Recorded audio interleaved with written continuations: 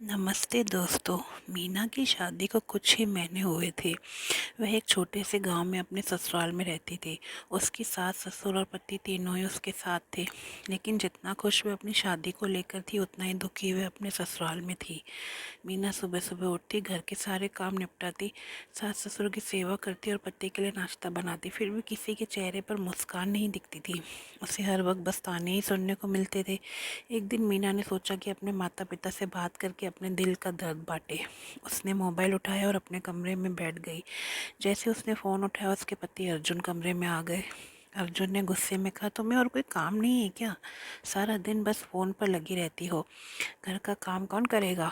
मीना ने नर्म आवाज़ में कहा, अर्जुन मैं तो बस अपने माता पिता से बात कर रही थी। अर्जुन ने ताने मारते हुए कहा, क्या तुम्हारे माता पिता ही तुम्हारे लिए सब कुछ है? यहाँ कोई मायने नहीं रखता तुम्हारे लिए? घर में करते क्या हो तुम? मीना की आंखों में आंसू आ गए। वह चुपचाप मोबाइल रखकर काम करने लगी। उसे समझ नहीं आ रहा था कि वह कहाँ गलत थी। एक दिन जब उसकी सास भी उसे ताने मार रही थी, मीना से सहन नहीं हुआ। उसने हिम्मत जुटाई और कहा, माँ जी, मैंने हमेशा पूरी कोशिश की है इस घर में सबका ध्यान रखूं, लेकिन फिर भी आपको क्यों लगता है कि मैं कुछ नहीं करती? सास ने कड़वे स्वर में कहा, क्योंकि तुम बस दिखावे के लिए काम करती हो। असल में तुम्हें इस घर की चिंता नहीं है। मीना ने रोते हुए कहा, अगर मेरी मेहनत को कोई मूल्य नहीं तो मैं और क्या कर सकती हूँ? इस बातचीत के बाद मीना ने फैसला किया कि वे अपने आत्मसम्मान के लिए कुछ करेगी। उसने अपने पति से बात करने का निर्णय लिया। शाम को जब अर्जुन घर आया तब मीना ने धीरे धीरे अपनी बात रखी। अर्जुन, मैं जानती हूँ कि तुम्हें लगता है कि मैं कुछ नहीं करती, लेकिन मैं चाहती हूँ कि तुम एक दिन के लिए मेरे काम को समझने की कोशिश करो। तुम मेरी जगह पर रहो और देखो कि मैं कितना काम करती हूँ।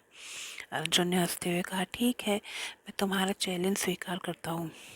अगले दिन अर्जुन ने मीना के सारे काम करने की कोशिश की। सुबह उठकर नाश्ता बनाना, घर की सफाई करना, सास ससुर की सेवा करना और फिर रात को खाना बनाना। दिन के अंत तक वह बिल्कुल थक गया था।